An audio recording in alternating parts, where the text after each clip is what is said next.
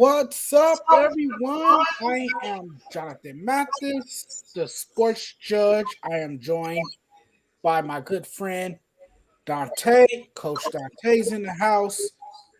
And I want to welcome everyone to another episode of the Judge's Corner. We have a lot of fun on this show, and when we have certain guys on this show, it gets crazy. It gets crazy. I was expecting to see Freddie's face, but he hasn't popped in just yet. I'll give him a few minutes to, pop in here so we can really have a lot of fun. But, Coach, what's going on, man? Hey, what's going on, man? Like I say, man, you one of my favorite guys, man. Anytime I can be on the sports judge corner, man, be on the judges channel, man. I'm very excited. We got some interesting news come out in the NBA today, yesterday, and tomorrow's gonna get even bigger. So I'm ready to get right into it, man. Well, that's the thing, right? We got a lot to get into tonight. There's a lot that has happened in the sports world.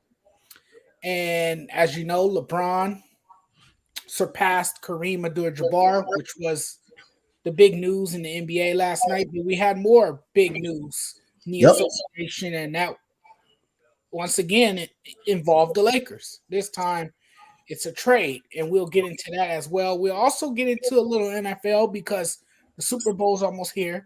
It's right around the corner. Super Bowl is on Sunday, and we'll get a little bit into that. We'll talk about Jalen Hurts and Patrick Mahomes. Who has the more pressure? We'll get into that. But first, Dante, we got to start things off with LeBron James, of course, right? The big headline coming into this, and it was a wonderful night last night. That was a great moment. I mean, like you guys might have heard me say, I have a love and hate relationship with LeBron James. Yeah, because I've been critical of him, but at the same time, he has received praise from me as well. yeah, For what he's been able to do on the basketball court. You can't take away what the man has accomplished, and it's crazy at his age to still be able to play top level basketball. It's crazy to me. yep, Man conditions his body in a way that he can, defy the odds, and he continues to defy his age. yep, And like I always say, I know I sound repetitive saying this, but he's the ageless wonder. He's the ageless wonder, and it was nice to see that Kareem was in the house. Once he broke the record, Kareem came onto the court.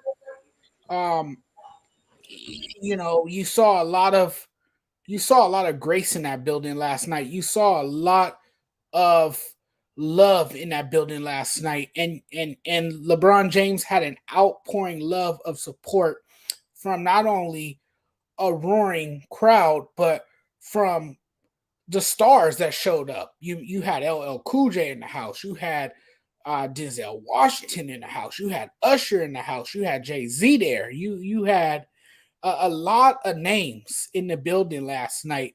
People who showed up to support this man, to watch history, as history was in the making. And what we witnessed last night, Coach, was history. And I'm glad that I was able to see that game. And for anyone who was there, they will have that lifetime memory. That's a memory that will stay with them forever. For years down the road, we will talk about this. We will reminisce and look back at this.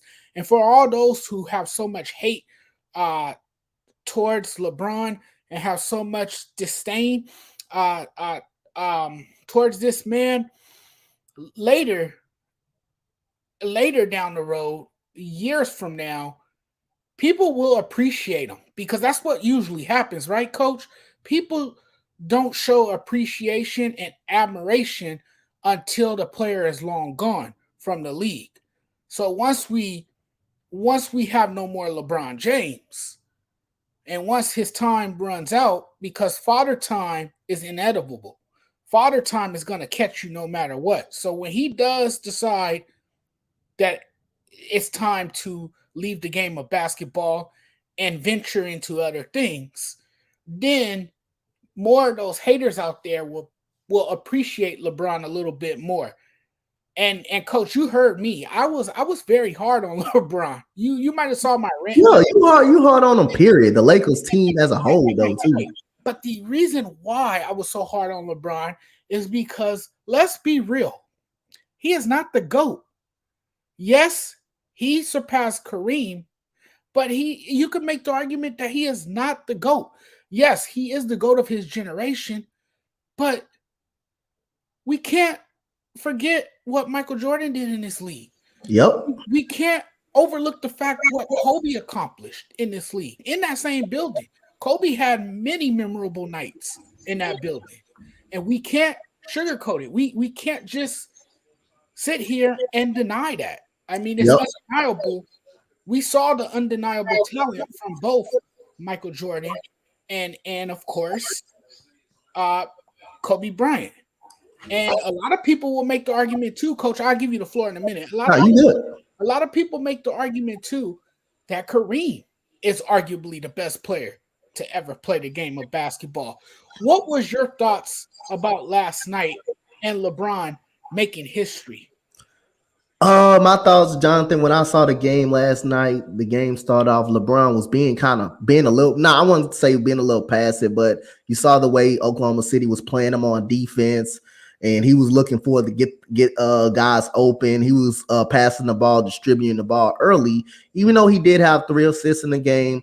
But last night, for what I saw, that game was more about LeBron than the actual team playing itself, and seemed like trying to win the game. Because after LeBron got the record, the Lakers just decided to stop playing basketball. I mean, Oklahoma City Thunder went on a 23-10 run just like that. so even after he got the record, you saw him wasn't playing defense and letting this guy go by. But other than that, it was a great night. I knew he was going to get the record early in the game because, again, every time he gets a rebound in transition or the Thunder miss, you immediately see him run up the court, use the pick and roll, and you'll see OKC did not double the pick and roll pretty much a whole night. So he was allowed to free roam in the paint just because he is 6'9", 260 pounds, so he can take head on in the paint. And you saw him bullying guys in the paint on that pick and roll every time on a fast break. Every time on a fast break, he's by himself. He's gonna run right through the defender, and he did that a lot last night. But this game, and I just want to say good luck to the next person that's gonna try to catch LeBron, because he still got more miles on him.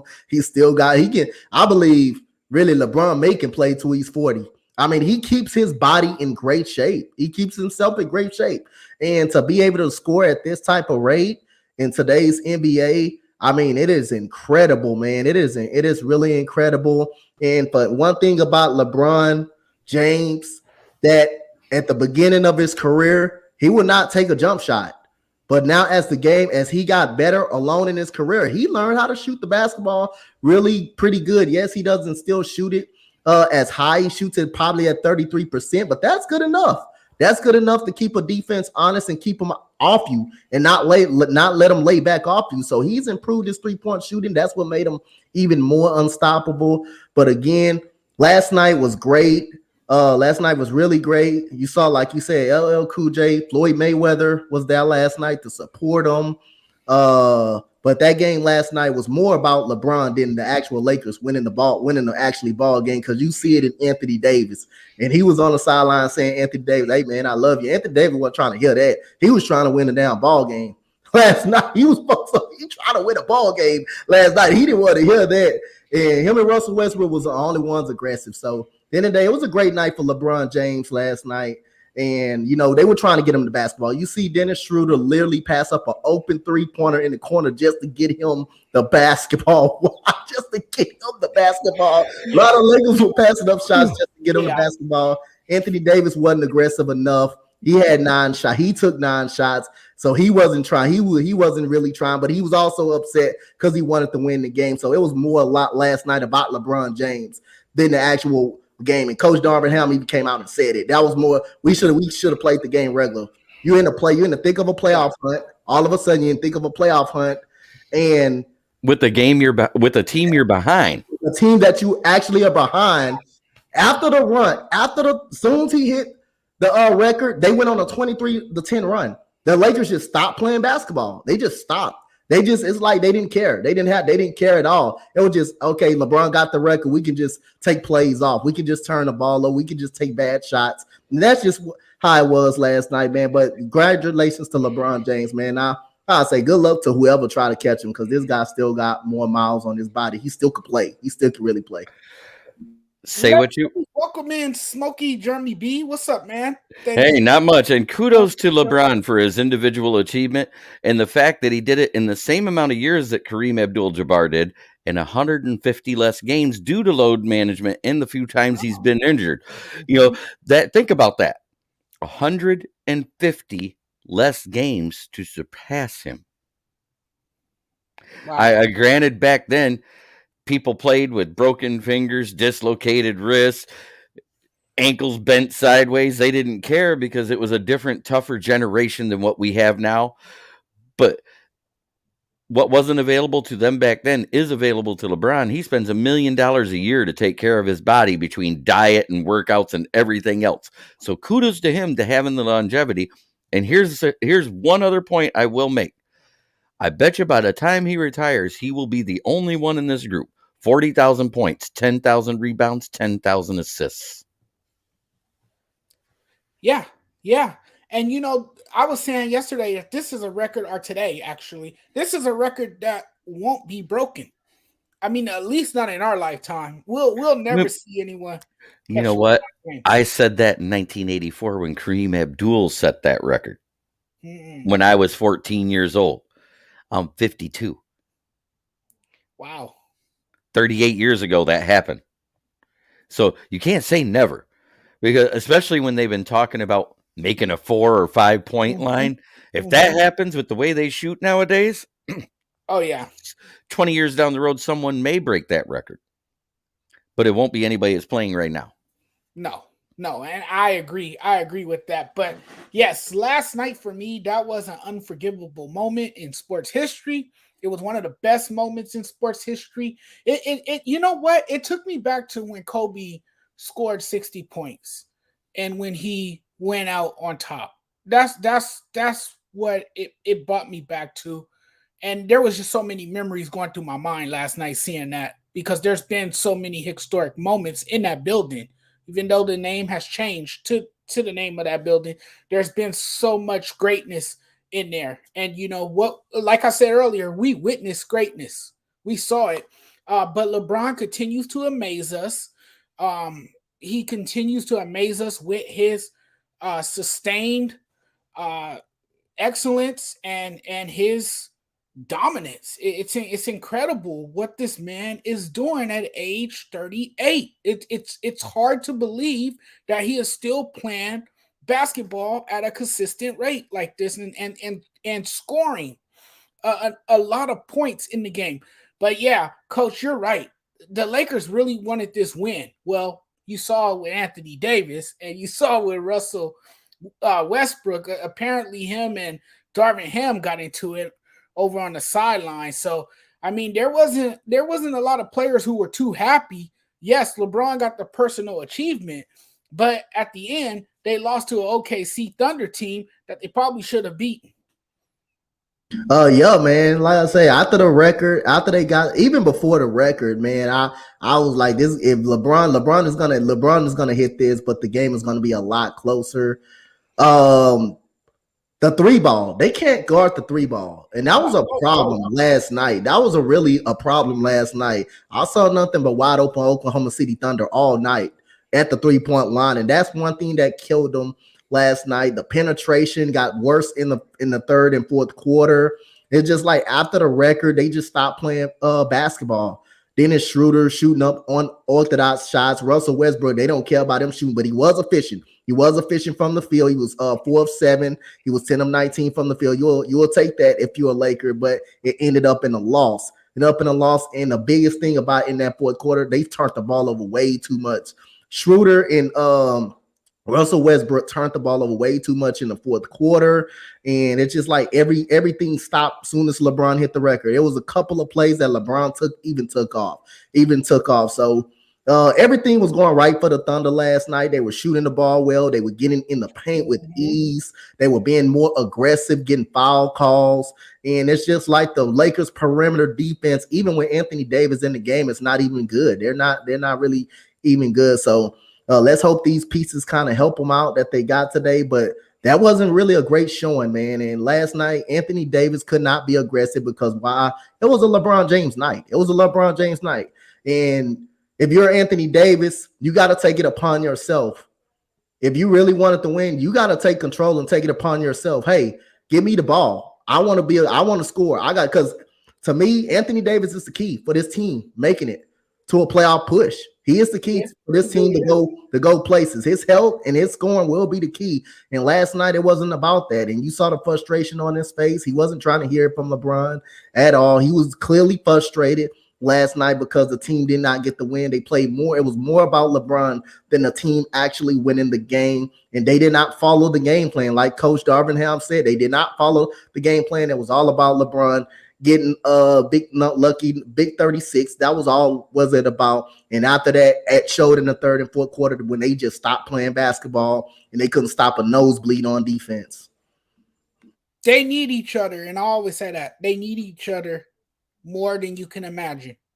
Those two need each other. Without Anthony Davis, the Lakers are not going very far. Without LeBron James, they're going absolutely nowhere. So those two guys need each other.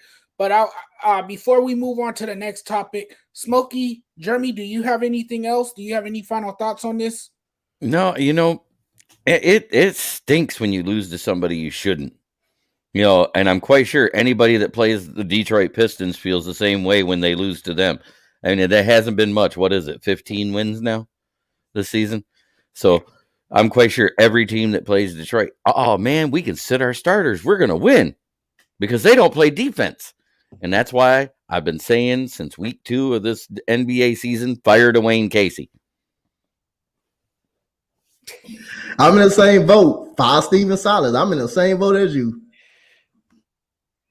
Yeah, it might be time to look for a new coach. It might be time for both of y'all to ride that coaching carousel. I think the new coach is on the roster as an assistant. He coached defense at the University of Michigan. He actually coached it over there in Minnesota. John Beeline's on this roster as an assistant, and they don't let him do anything. Let him coach defense. Let him do something. Let him showcase who he is. Let him be himself. I agree with you. Right. I mean, let him do his thing. The offense is good now. Get the defense right. Right. Exactly. I mean, what? We're in the top 5 in scoring, and we're only ahead of San Antonio in defense? There was a time when San Antonio and Detroit were number 1 and 2 in defense every year, not that long ago. Yep. So that means it might be time for a new coaching change. But fellas, we're gonna move on. We're still staying on LeBron James. We're just gonna spice things up a little bit. We're gonna get spicy because this is debatable. This is something that a lot of people argue about. And you kind of know where I'm going with this, probably. Both of you guys probably know where I'm going. Here it is, guys. Get ready for it. Is LeBron the GOAT? As in the GOAT. Oh, greatest of all time. Greatest of all time. Jeremy, you go first, man. He's in my top 5 for that category. But there's some other achievements that needs to happen with the teams he's on because there's team achievements that are included in that GOAT status. This is the best individual achievement you can have, but as a teammate and a team player, there's bigger things that has to happen around him. Right. So I have him in my top 5, but I don't have him as my number 1. And I'm just being as honest as I can as a fan of the sport outside looking in. Coach Dante. I got him at number 2 of all time, but I have Michael Jordan as the greatest of all time. Like I say, when people say that Michael Jordan played old guys in the finals, I mean, you had Utah who had 260-win seasons back to back, but they were old when they made it. But they were able to win 67 games both years with John Stockton, Greg Ostertag, who was really tough, big man at that time, Jeff Hornacek, who was really actually good. You know, I mean, you had Howard Isley. Those were some tough Utah teams that they played. You know, Seattle Supersonics, you know, that was a team that could have won a championship with Gary Payton, Sean Kemp. That was a team that could have won a championship. But you know, the only difference is they won 67 games. But the problem is their timing was bad because Michael Jordan them was on their 72-9 season at that time. Seattle was second best defensive rated team. Chicago was the number one rated team. And they took them to 6 games. And Gary Payton held Michael Jordan the best way he could. Clyde Drexler and the Portland Trailblazers. People will argue Clyde Drexler was the second best shooting guard in that era. Who was the best shooting guard at that time? Michael Jordan. Best shooting guard at that quality time. They were tough with Terry Porter and Brandon Duckworth. They were tough. You had some tough Cleveland Cavaliers squads. You had some tough defenses he had to go to. So yes, it took him some time to get going in Detroit. Detroit was the greatest defenses of all time that Michael Jordan looked at. It took Scottie Pippen for him to beat him. Yes, it took Scottie Pippen to emerge into a superstar caliber player just to beat them guys. It took Michael Jordan to get some more strength in his body because that was the moment you had that Michael Jordan rule. And the rule was every time he goes to the paint, knock him on his behind. And once he strengthened up his body and Pippen came through, that's when they were able to go. That was when they was able to get through that gate right there. So they played some tough teams in that era. The physicality was very, very strong. And the Boston Celtics, they were the greatest defense. That was a great defense along with Robert Parrish and Larry Bird. So Michael Jordan had to get through some really tough defenses when there was no 3 seconds in the paint. You could camp in the paint, you can hand check all day long. It was just that physical. And LeBron James and Michael Jordan dominated from 1991 all the way to 98 in 2 straight three-peats against great teams in the NBA Finals. So again, I have to get it to Michael Jordan. He dominated. In the 1 year, 2 years he didn't dominate. He was up out of the best. He was up out of the league. That's when my Rockets won in 1994 and 95. He was up out of the league. So I know LeBron dominated for 20 years, but Michael Jordan dominance was really great. Nobody could win a championship when Michael Jordan was even in the NBA. Nobody could get to the championship. How many all-time greats that he stopped from winning a title? Karl Malone, he's an all-time great. Charles Barkley, an all-time great. He stopped so many greats from winning a championship. You literally had to get through Michael Jordan just to win it all. And Gardy 3 made a good point. He brought up the same thing I said. But you want to know what else? The Celtics and the Pistons are why Patrick Ewing never won a championship. And Michael Jordan alone. He played in the same conference. Reggie Miller, Alonzo Mourning before he got a championship later in his career. Gary Payton before he got that championship in Miami. Later in his career. Shaq early in his prime. Shaq got stopped against Hakeem Olajuwon and Michael Jordan. He got stopped against them both. Charles Barkley got stopped against the Rockets twice and Michael Jordan twice. Mm-hmm. Exactly. And I was going to ask you this, Coach. Did you forget anybody? I think you forgot to mention the team. You forgot to include the 1993 Phoenix Suns because yes, that's the team. That's the team that got to the finals and Michael Jordan beat. Yep. Right? That was a historically good. That was a great team. Dan Marley. Dan Marley. You had Johnson, Charles Barkley leading them. That was a great team, man. They took that. They played a great hell of a series against, Michael Jordan and them. That team right there. And that team was still really good. It was just, the Rockets, they went into Hakeem Olajuwon in the later years. They ran into the wrong. They were just in definition of just bad timing. Charles Barkley in the Seattle Sonics. Seattle Sonics was really bad timing because Michael Jordan was on that 72-10 season, and it wasn't no way they was gonna lose that NBA Finals. But that was a great Seattle team that I thought they had enough to beat Michael Jordan and the Bulls. It also took the Pistons losing their defensive player of the year that 1 year to go to the Bulls. Dennis Rodman. To help them start that first three-peat. Right. Right. So you had Pippen and Rodman to that roster. See, people never acknowledge that. They never acknowledge that. Which is why the defense started to slip in Detroit. Right. Because Bill Laimbeer and James Buddha, them guys were old. Rick Mahorn was at the tail end of his career at that time. And we had Vinnie Johnson, the microwave, throwing up threes he shouldn't anymore because his range was gone. And Joe Dumars had that rainbow. If he hit the rainbow, it was good. But if it was a flat arc to the basket, boing. The ball don't lie, as Sheed would say. Well, to me, guys, and most of you guys know where I stand with this, but Michael Jordan is the undisputed GOAT. He's the undisputed GOAT. Look, he played in a more physical era. The physicality, like Dante mentioned, was stronger. You had a game with contrasting rules. You know, they were able to play more. There wasn't a whistle blown on every play.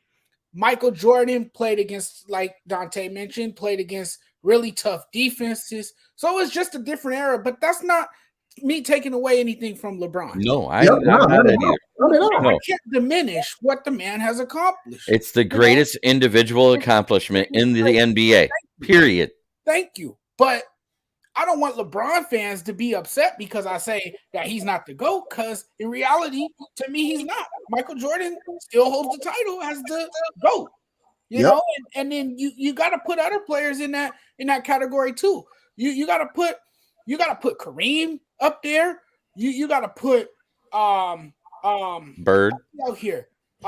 Tim Duncan, maybe. I don't know, one of the best power forwards to ever play. There's a lot of names that can go on that list. Kobe Bryant, you know, what he accomplished with the Lakers.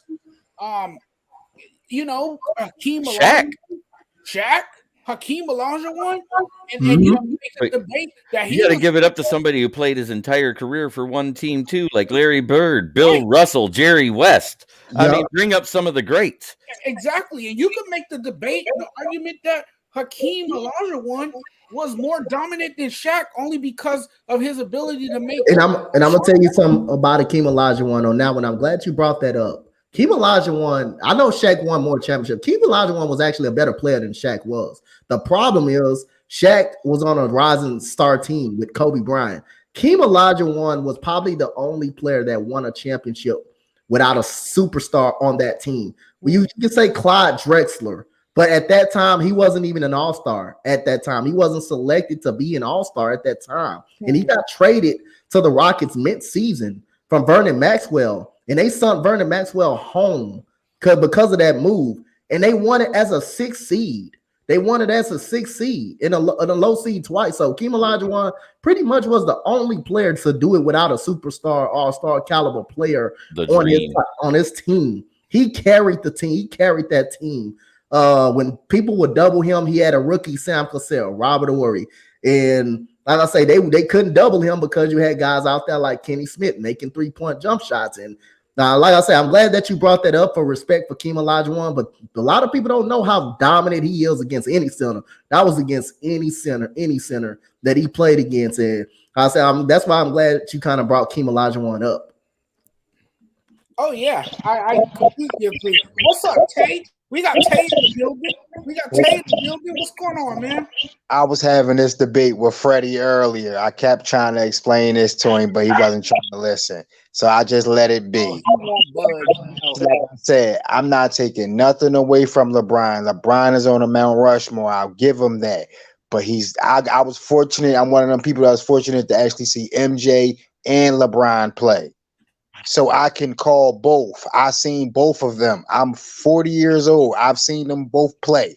I was young watching the Bulls win in '96. You know what I'm saying? The first 3-peat, then the second one. I watched those games with my dad. I saw those games.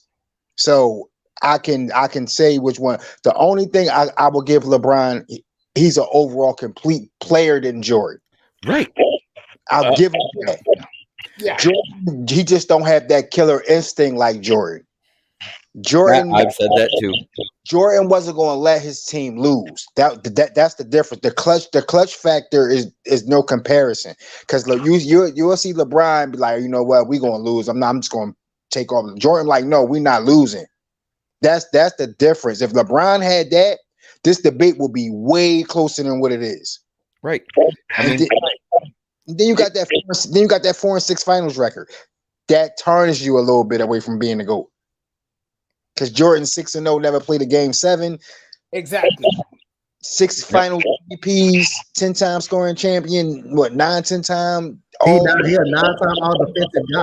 That's more than Pippen. That's more than supposed to be the best defender on the team. Right, and did it all with one team.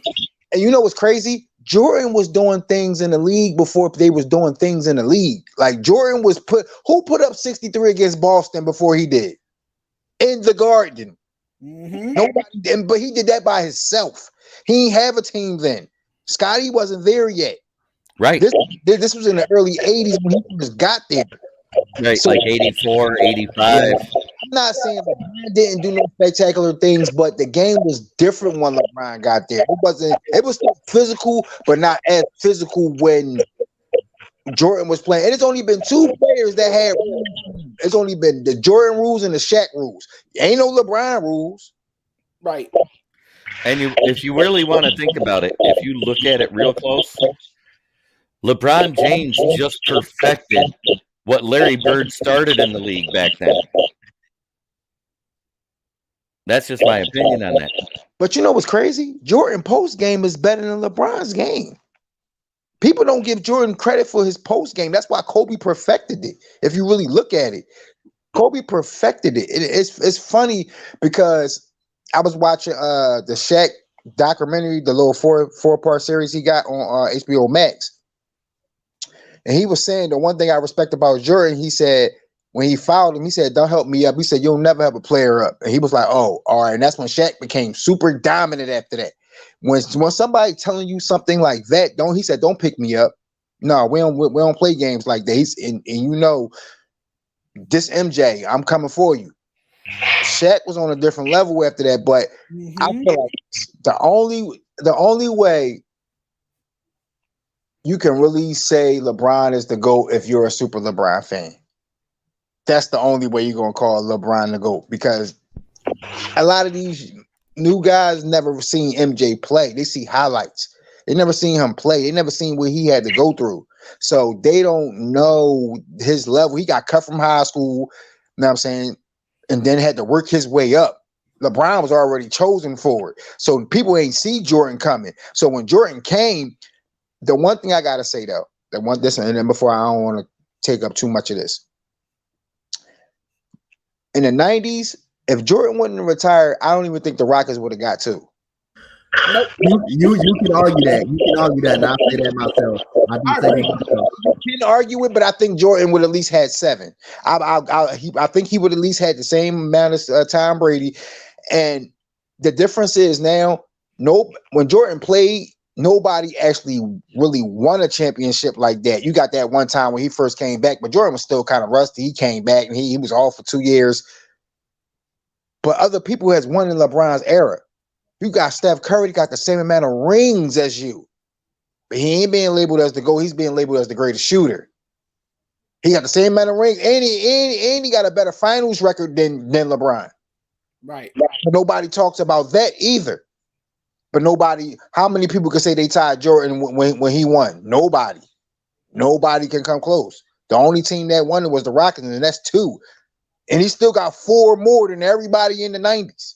So that debate is basically over, because Magic already said when the greats sit down, they talk about how many rings you got. That's the conversation. Mm-hmm. And what he did, he dominated the game as a shooting guard. As a shooting guard. I always say this. I always say this, that Jordan probably would have won 9 had they kept the team together in the 99 season. Hands down, they would have won 9 NBA championships. If Jordan would have won at least 7, it wouldn't even be a debate. For if he'd have won 7, you can't even make that. You can't even make you could debate their games against each other, but you wouldn't be able to debate the GOAT. technically, if you want to talk rings, the actual GOAT, really, even though the time was different, is really Bill Russell, because that man got enough to put on somebody else's finger. Like, he got to put his own fingers in one. Because I just watched his documentary on Netflix He's today. got enough to put on a pinky toe. Yeah, like if you want to call GOATs and rings, even though the game was different. But you got to, if y'all get a chance to ever watch this documentary on Netflix that just came out not so long ago,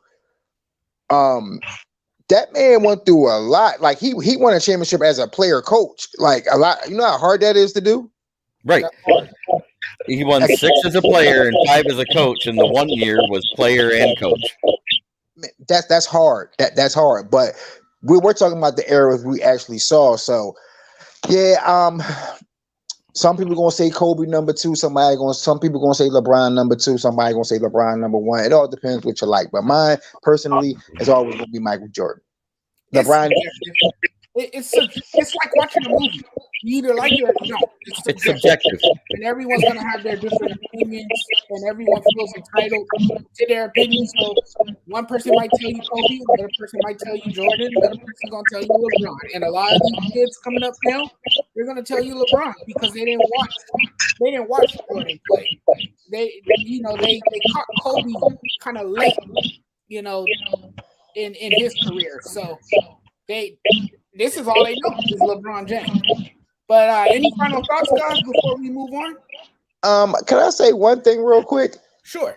He looks so weird in the Dallas Mavericks jersey because I'm watching the game. Oh yeah, it looks so weird.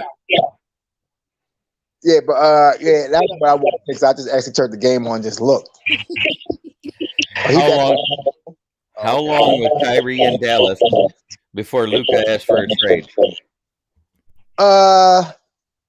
I say maybe at the next season. It all depends what they do this season. But Kyrie went back to number 2. When Kyrie when he plays with the number 2, obviously he plays better because that Nets 11 and that Boston 11 ain't do nothing good for him. Last time he wore number 2, he won a championship with Cleveland, even though it ain't the same team. But he back to his old number, so I guess he trying to cut out all the distractions and play. But we'll see. I think if he does cut out the distractions, he can alleviate a lot of the pressure on Luka and take a lot of pressure off of him in the fourth quarter, since Kyrie Irving is a fourth quarter guy. Because remember, he leads the league in scoring in the fourth quarter. So that can be your closer on nights that Luka needs a little rest or a breather. Question: do y'all think the Lakers make the playoffs after this trade? That's what we're gonna get into next. Oh, all right. Okay. Yeah, that's actually our next topic. Our next topic is the Lakers trade. That trade that went down tonight. That was breaking news in the association. Somebody got an echo. Somebody got an echo. Yeah, that's an echo. Is it me? Nope. No, it was Tay-Rock because he muted himself. Oh, okay. That's what it was. Okay, there we go. I need to know the particulars of that trade exactly because I've been on 2 different podcasts already, my own and another one I was a guest on. So I didn't get to see the trade details. I saw it flash by and I was like, ooh, okay. But what is the exact details of that trade? So the trade is that Russell Westbrook was sent to the Utah Jazz, I believe. And the Lakers received D'Angelo Russell, a former Laker who reunites with the Lakers, obviously. They also received that kid Vanderbilt as well, who's a pretty good prospect. So that's nice as well. And they received another name in the trade. What's his name? Josh Hart. You say what? Help me out. Josh Hart. No, not Josh Hart. The Russell Westbrook trade, you had Mike Conley in there. You had Malik Beasley, Jared Vanderbilt. There you go. And then it's one more that came over to the Lakers as well. D'Angelo Russell? No, with D'Angelo Russell. You had Malik Beasley. Yeah, he said that first. I said him. Yeah, I said okay. Yep. So that's who the Lakers received. And then the Utah Jazz get Russell Westbrook, yes, a bag of chips. No, the Minnesota Timberwolves got Russell Westbrook. I think Utah got Russ. Utah got Russ, and Minnesota got Mike Conley. But also, the Utah Jazz got an unprotected first round pick in that move. I thought I read somewhere where it was like the 1 to 4. Yeah, they got 15 of those. They got 15 unprotected. No, if it's 1 to 4, Lakers get that pick back and it becomes a second round. Yeah, they got a lot of unprotected picks though. Utah got a lot of unprotected picks, man. I actually like it. I like the fact that we got D'Angelo Russell because D'Angelo Russell to me is obviously a better shooter than Russell Westbrook. It's a better shooter. You know, they probably shouldn't have traded him in the first place. Give him time to develop his game because we saw what he did in Minnesota. Does he start? I think so. I think you start him. Where the Lakers sit at right now in the standings? Man, it ain't good. You think they can win a play-in tournament? I'm too embarrassed to even say what the record is. Don't feel bad. My team is the Spurs. Don't feel bad. My team, the Spurs. You're with me, Tay-Rock, down there at the basement of defense. Yeah, I'm a Pistons fan. I don't know if they make a play-in. I think they can. I think they can make a late push to get a play-in spot. Will they get a play-in spot? They look like a borderline play-in tournament team with this trade. I mean, it's not a major upgrade, but it's. Yo, what if they play Sacramento to get into the playoffs and Sacramento finally get a win after all those years they've been trying to beat the Lakers? That'd be even more embarrassing. But you know what? Something like that would happen to the Lakers because they've had so much bad luck in recent years that nothing has gone their way. So I wouldn't be surprised if something like that does happen, actually. One thing I can say, though, that my Spurs did do to LeBron, we swept him in the finals, and we beat him the last game in the Staples Center, and then we beat him in the first game of the new center. So Tay, I want to hear you first. Tell me about this trade. What do you think about this trade? I don't really. The trade doesn't excite me at all. I just feel like they just swapping players for and see what they could get out of it. Because to be honest with you, D'Angelo Russell, he's a good player, but you know what I'm saying he's not the all-star D'Angelo Russell that we've seen before. Maybe it could change with LeBron, but I think Westbrook gonna go off now. To be honest with you, I think he gonna have the freedom he wants, and he's gonna start balling. All that stuff he was doing in LA, I don't think that's gonna matter no more. I think he's gonna actually start. You said he in Utah or Minnesota? He in Minnesota, but they trying to get a buyout. They're trying to get a buyout for him so he can go to probably a different squad, a contending squad. I heard the Clippers are in play. Yeah, I heard the Chicago Bulls and Clippers are in play. Yeah, they trying to buy him out. That's if the Clippers could get him with Paul George and Kawhi. I think the Lakers might be in trouble if they get, because they gonna let Westbrook, and because first of all, you guys, because PG stay hurt a lot, so Kawhi had somebody on the floor with him, or PG be playing and Kawhi get hurt, so they'll always have somebody on the floor with him. So even though Westbrook ain't the old Westbrook, but I think any other team besides the Lakers, he could have a lot of freedom and do what he want as long as he's productive. But now if you're not being productive, then I'm like, well, this not gonna work. But on a team like that, hold up, don't the Clippers still got John Wall? No. Who? 8-0. No, the Clippers got John Wall, don't they? Yeah, they still got him. He hasn't played. That's an okay backcourt right there if you really think about it. If they can play up to their potential. Yeah. The problem is, shout out to Gardy for watching. Thank you for watching. I love your takes. You have great comments. I've been reading them, and I agree. I agree with a lot of your takes. So thanks for tuning in, man. Smokey, go for it. The thing with Russell Wilson, until he develops a consistent shot, he can't be that productive. That's why he hit the bench in the Lakers. When you're shooting below 35%, you don't get to be a starter when you're supposed to be a above 35% shooter. And what are your thoughts on this trade? I think the trade is good for the Lakers. And if somebody can buy out Russell Wilson, it's good for Minnesota. Because you know what Russell Westbrook is? The playoff killer. He kills the chances of playoff teams. Look at everywhere he's been. He's done it. I Yeah, thought and a lot of that has to do with the fact that he can't ever adjust his style of play. I thought Russell Wilson played for the Broncos. He was Hey, I cold. do that too. I make that mistake as well. It is hard to do sometimes. I be making it sometimes like that too. Coach, what's your take on this? I think it's an okay, solid trade. I wouldn't say it moves the needle for me and makes the Lakers better. Yes, D'Angelo Russell is a better shooter, but he's not the same D'Angelo Russell in Brooklyn or his first part in Minnesota, or the young D'Angelo Russell who the Lakers basically trade away, and all of a sudden he became an all-star. Well, that happens everywhere with the Lakers trade away. If you're part of the Lakers early on, they trade you away, you become instantly a better player. But this time you're not getting that D'Angelo Russell. But I really like Jared Vanderbilt, man. I think he's going to really help out the Lakers with his defense, his rebounding. Malik Beasley is an instant offensive shooter off of the bench. But I really don't know if it moves the needle. I think the problems really go on as much as Russell Westbrook. I don't think Russell Westbrook was the whole problem. He was a problem of the team, but he wasn't the whole problem. So we're going to see I think if it goes more beyond Russell Westbrook, because I think it is beyond Russell Westbrook. The problem is they can't keep nobody in front of them.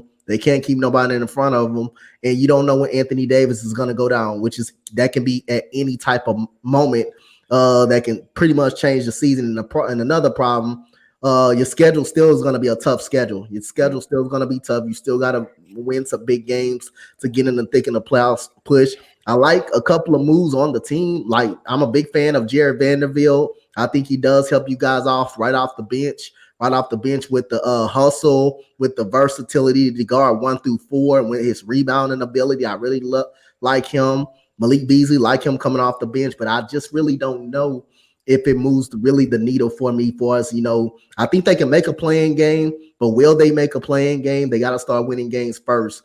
And they got to start winning these tough games first. They're going to have to beat some of these tough teams. They want to make a playing game or beat some teams that they really supposed to beat. Against a team like Portland or Oklahoma City, you can't lose to teams like that. You can't lose a team that got really almost the same record that you got, or even worse. You can't lose to teams like that down the stretch if you want to even make a play-in tournament, because you lose. The more you lose, the tougher your schedule is going to get. The tougher your schedule is really actually is going to get. And that's the problem with the Lakers. That's the problem with the Lakers. They lose games that they were supposed to win. Like Jeremy said, they supposed to won that game. But the problem is, after they got the record, they stopped playing basketball. Now you got to be the great elite Bucks team on tomorrow. And that's going to be a hard team to beat. A team that is hot, that is coming off a blowout loss against Portland. The more you lose, the tougher your schedule is going to get. And the Lakers struggle against really tough teams, really bad teams. And I see it last night that they're going to beat some tough bad teams, but they're going to also have the tendencies to struggle. But I don't know if this trade moved the needle for me for the Lakers. Yeah, and they have buried themselves. They have buried themselves with all these losses. They may have lost a lot of games, and they may have a tough schedule. It's addition by subtraction. By getting rid of Westbrook, I don't care who they got. They could have got a paper boy. It don't matter. It's better than Russell Westbrook. I feel like this. If they don't make the playoffs, LeBron leaving. I wouldn't be surprised if he does leave. I mean, that's been the person that he's been since he came into the league, right? If the going gets tough, he takes the easy way out. Yep. And he finds the easiest path to get to another NBA championship. And we all know that, okay, the personal achievement is all nice and everything, but this guy wants to win. Yep. That means everything to LeBron. He wants to win basketball games. He doesn't care about all these individual accolades. What's more concerning to him is winning championships, because in reality, just from hearing his comments about the GOAT status, you know what this man is chasing, and that's championships, so he can really put himself in that MJ argument and say, hey, look at me, guys. I got 6 rings. What's up now?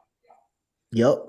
Now the thing about it that I kind of want to add to this conversation, now that the record is out of the way, I think we can start seeing Anthony Davis playing normal basketball Yes. right now. Now that is up out of the way, because last night you didn't see normal basketball. All you seen them was trying to get him the record, was being so much passive. Now against the Milwaukee Bucks, I think you're going to start seeing Anthony Davis playing normal basketball. You're going to start seeing a little more ball. I don't know if they're going to stop anybody on the defensive side. I don't know if they're going to do that, because they have an issue on the defensive side of the ball and keeping their man in front of them. They're gonna have a problem doing that.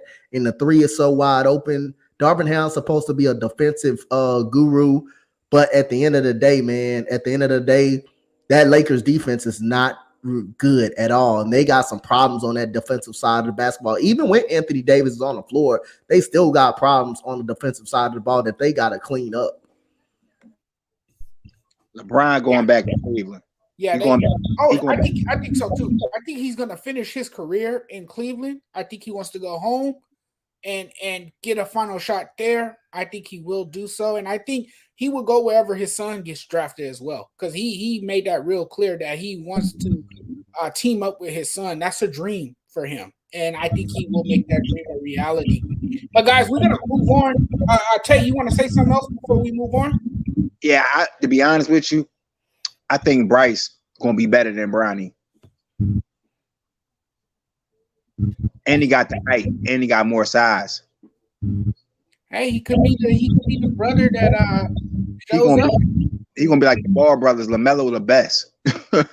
Yeah, LaMelo is the best out of all the balls. He's the best, and the ball's always bouncing in his court. So I'm with you on that one as well. But guys, we're gonna get into the final topic of the night. And the final topic is an interesting one, because the Super Bowl is right here. And this is a football discussion now. This show flips over to football. Let's get right into it. Hey, Smokey's ready. Look, Smokey's ready. Smokey, this is your topic now, huh? It's football. So guys, with Patrick Mahomes and Jalen Hurts both in the Super Bowl, Mahomes is on the cups of going either 2 for 3 or 1 for 3 in the Super Bowl. Is more pressure on him or Jalen Hurts in his first appearance as the favorite? I'm gonna say, as you know, it's funny. I'm gonna actually say both. You know why? Because Mahomes has to win this, and all the stuff they've been saying about Jalen Hurts couldn't get it done. He has to get it done. So I say the pressure is split on both of them. So one of them has to get it. We can't be a tie. One of them has to get it done. So it's pressure on both. I feel like Mahomes is going to have it a little harder, because he ain't go up against a pass rush like this all year. And I'm a 49ers fan. Game happened the way it happened. I feel like if Brock Purdy would have played, this game would have been way closer. Maybe it would have been a different outcome. That's in the past now. I'm sticking with the Eagles for this game. I'm sticking with my city. I'm not an Eagles hater. I'm from the city. It's just unfortunate they had to play against my Niners. It is what it is. But I feel like Mahomes, as long as Mahomes going to be the magic man he normally be, or is the Eagles defense going to get to him? That's going to be the question. And can they shut down Kelsey? Now, if they can shut down Kelsey, that might be something, because it's hard to run on the Eagles. So I say the pressure is on both. That's just my opinion. I feel like the pressure is on both of them, because the Eagles record scored a lot of points. Jalen Hurts having the MVP season. They saying Mahomes MVP too. So it's like a battle back and forth. So I feel like it's pressure on both to get it done. But the more pressure, I can say, I'm gonna say Mahomes, because he's getting labeled with the greats, and the greats get it done. And this is Hurts' first year going. Boom, okay, you get it. First time might not always work out. Mahomes, you know how to win. Fortunately, it was against my team again, but I feel like Mahomes has to win this to really get talked about where he want to be talked about. Smokey, which of these quarterbacks have the more pressure? I have it real close too. I have it at 55-45. 55 for Mahomes. And the reason why is he's already considered a GOAT because this is his third Super Bowl he's been in. And so the pressure is on him to win. Plus, his team is more injured. You know, they got injuries in the secondary, injuries at wide receiver, injuries at running back. Now it isn't Pacheco, which is good because that's their best running back who came out of nowhere. But they haven't faced a defense like this. You know, this is like the 49ers defense with a couple more pass rushers. Yeah. I mean, there's no way to explain it. I said there's going to be 51 points total scored in this game. The over-under is 48.5. The score is going to be 28-23 Philadelphia. Great prediction. Coach? I'm going to go with Jalen Hurts. And the only reason I say Jalen Hurts because this team may not be together after this season. You got James Bradbury already coming out and saying he wants $17 million. Is the Eagles really going to pay that much money to Bradbury and already interested? He's already saying he's open to go back to the New York Giants. You got Kaiser White on a 1-year deal. You got Miles Sanders, who probably played himself for a big paycheck in the offseason as well. I think you still got to take care of Jalen Hurts, too. You still got to be able to take care of him.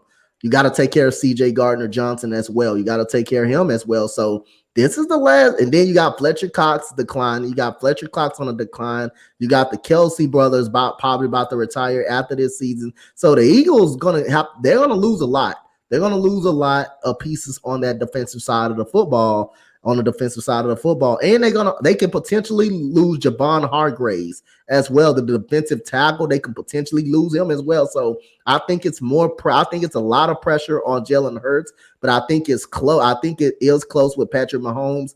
His team is beat up as well. His team is injured all over the place. But if this is a year that the Eagles got to win this, the Eagles got to get it now because this team may not be the same coming into next season in off season. I'm glad you said something about that because Javon Hargraves, it's a damn shame he is not a finalist for Defensive Player of the Year with the year he had. Same with Hassan Reddick. Yep. I'm gonna tell you why. The reason why is because they had multiple pass rushers with 10 or more sacks. The 49ers only had Nick Bosa. And on that number one defense, that's why it's like that. Because if it was just one of those guys doing that with like 15, 16 sacks, probably would be. Now, and I'm not saying they shouldn't have been considered because they should have. But it was because of the way Nick Bosa was this type of season he was having. And they were doing it as a collective where he was more doing it by himself. So they was looking at the individual by itself on a certain team that didn't have the souped up team. Okay, we got Christian McCaffrey after 4 or 5 games, but they started with those players.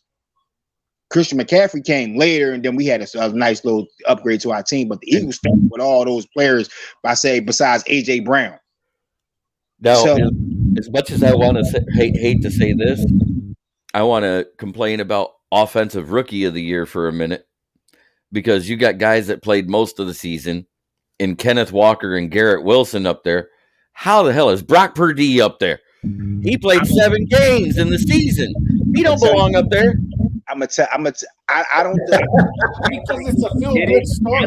Listen, I'm not going to be biased. I don't think he should get it, but to have a consideration for what he did. Now, how many quarterbacks can do this? A rookie quarterback, the last pick in the draft, never think you're going to get no time this year. Get thrown to the wolves against a good Miami team. A good Miami team at the time.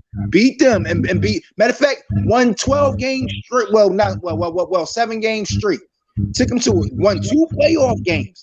Not too many rookie quarterbacks can do that. That's hard to do. And then he threw over 1,000 yards, almost threw for 15 touchdowns. Like as a rookie. Now wait, about it. There's only one other quarterback that did something similar, and he won his first Super Bowl that year. Roethlisberger, right? Tom Brady. Tom Brady wasn't a rookie when he won. No, but he didn't get to play until Drew Bledsoe got hurt in week 11. Right. Yeah. Yep. And I feel like that's why he gets the consideration, but I don't think he should get it. But the consideration is good enough for me because what he did, jumping and just got thrown into the wolves because he had no quarterbacks left. But besides Josh Johnson, that nobody ever really talks about, he had to come up from the practice squad. So Purdy was pretty good for the games he played. I gotta give it to him. Oh yeah, I'm not saying he wasn't good. That's not what I'm saying. And his moxie and his poise and his energy and how contagious.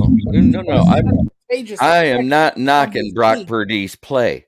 I'm knocking the fact he only played 7 games. He shouldn't have been in the conversation based on the level of games that he did play. Right. So I see what he's saying. It's a feel-good story, and they're acknowledging what he did in such a short time, and then that's why he but the were important games. That's why. Because they were fighting. They were fighting to get a position in the playoffs. So each game that he played was positioning for the end of the season for the playoffs, and that's why they wound up getting the number 2. They got the number 2 seed because his quarterback playing that defense. Right. Here we go. I'm going to get one for you too. You know what that means? That means Sauce Gardner shouldn't be in consideration. It should have been James Houston of Detroit, who had 8 sacks in 8 games. I mean, look at that, because they went on that 8-2 run. Yeah, Sauce Gardner don't let nobody score on him even like that. So I didn't say anything. I'm not saying that. I'm saying statistically, if you look at it, then that means it should have been Aiden Hutchinson, James Houston, because if you're allowing people with less than 10 games to get an offensive rookie of the year or defensive rookie of the year, if you're allowing somebody who only played 7 games when the standard used to be 10, and that used to be the standard, you had to play at least 10 games your rookie year to get considered for it. Otherwise, you were considered the next year. I hear you, Smokey. I see where you're coming from. Yeah, I agree. I see where you're coming from. I agree. We had guys played the whole season. I mean, they played the whole season, were actually good. Like Gary Wilson, all of those guys were actually really, really good, really, really good. So that the whole season, not just like a couple of games, like the whole season, they were really good. These receivers were actually consistent. They were actually really, really solid play. So I actually agree with him that he shouldn't be in a discussion, at all because the lack of games, but he does deserve some respect for how the team does play, how the team did play up under him and how he played. And I give him that all day. No hands down. I see what Jeremy's saying. I agree with Jeremy saying, actually. Technically, he kind of played close to 10 games if you want to count those playoff games. But it's a regular season award, not a playoff award. Those games all the way. I don't think he should get it. And I'm a 49ers fan. I don't think he should get it because he didn't play enough games. I'm cool with the consideration that somebody put him in it. I'm cool with that. I ain't saying he deserves it because I don't think he should get it because I'm okay. But a lot of those players that y'all naming ain't won 2 playoff games yet either. Think about it. Everybody that's the finalist on the defensive side didn't win a playoff game. One of them never got there. 2 of them never got there, actually. Sauce didn't get there. Hutchinson didn't get there. But I'm going to give one thing to Hutchinson that should give him a leg up over Sauce. You can say he didn't give up a touchdown. Do you know who the only other 2 players with over 9 sacks and 3 interceptions in a season are? Richard Dent and Lawrence Taylor. So if you're in this discussion with 2 of the best players to ever play again, nasty, nasty men who hurt people on the field back in a different era when you could hit people so hard they couldn't wake up till the next Sunday, I'm saying. In my 10-year football, I got hit like that once. Ain't pretty, but it was still fun to play. He got hurt and he played more snaps. He got hurt. Coming up the middle, and I got hit like that. And I said, you know what? I got to turn into Barry Sanders. I don't want to get hit no more. You sure do. Or you say, I'm done. No, I wasn't quitting. All right, fellas. Well, before I take us out of here, I just want to say that Patrick Mahomes, to me, has more pressure on him. Look, he's been here before. This is a big game on a big stage. He's a little bit banged up. I don't know if he's going to be 100% going into this game, but Patrick Mahomes can still make plays regardless. He lives for these moments. And also, he doesn't have a strong running game like the Eagles do with Miles Sanders. So, I mean, more of the pressures on him in this game. They deem him to be the baby GOAT. A lot of people are out to make him as if he's the next GOAT behind Tom Brady. So there's a lot of pressure on him coming into this game. And it'll be interesting to see how he handles it, because he has shown us time and time again he can handle it. And what you guys all said as well is a big one too. The fact that he is about to face a real defense. So we will learn more about Patrick Mahomes, especially with that ankle, against this Eagles team with that great pass rush of theirs, because the Eagles can do it all. They can do it all. And with that pass rush and if they put enough pressure on him where he's running for his life out there, and they force him into making those mistakes, you got that ball hawking secondary too that can play takeaway. So those are some things to keep into mind. So to me, Patrick Mahomes has more pressure on him. But guys, we're going to get into final thoughts now. Any of you guys have final thoughts? I'll go to Coach Dante first. Yeah, man, I have a final thought. It'll be interesting to see what moves that's going to be made tomorrow, which is I will be covering, the trade deadline tomorrow. So it'll be interesting to see what moves be made in the NBA. You got Pascal Siakam maybe on the move. You got OG Anunoby is maybe on the move. You have some pretty big names that may be on the move for tomorrow.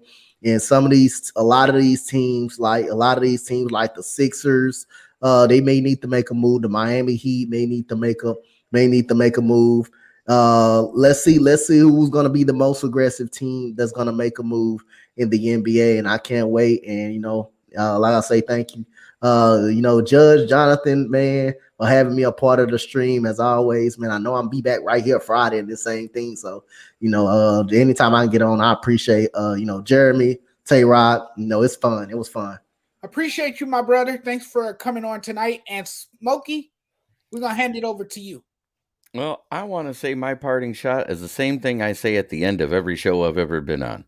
Try every day to be a better person than you were the day before, because that's the only way to make the world a better place. It starts from within right here. Because if you don't make the world a better place, we leave no legacy behind for our younger generation.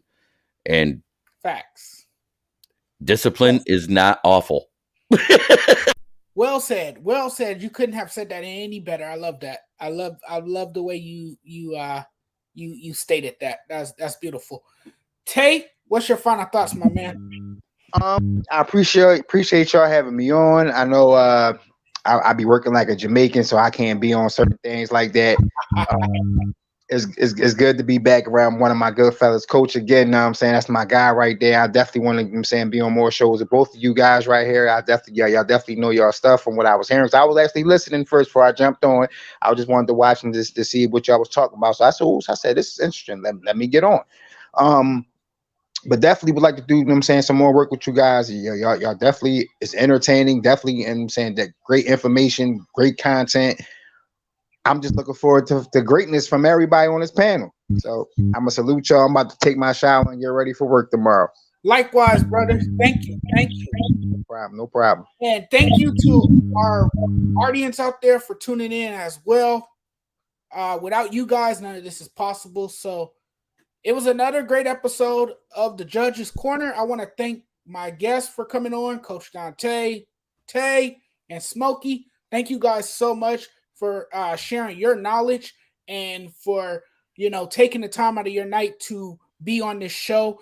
You guys made this show glow. You guys gave it a shine. So I really appreciate that. And hopefully we do this more often, you guys. You guys are more than welcome to come on this show. You guys have an open invitation. Anytime you want to come on, you guys are more than welcome to come on, and we'll chat again, and we'll do this more often. But to everyone watching, thank you guys for Coach Dante, for Smokey, for Tay, and for myself. this has been another episode of the Judge's Corner. We are checking out now. You guys have a great night. Peace.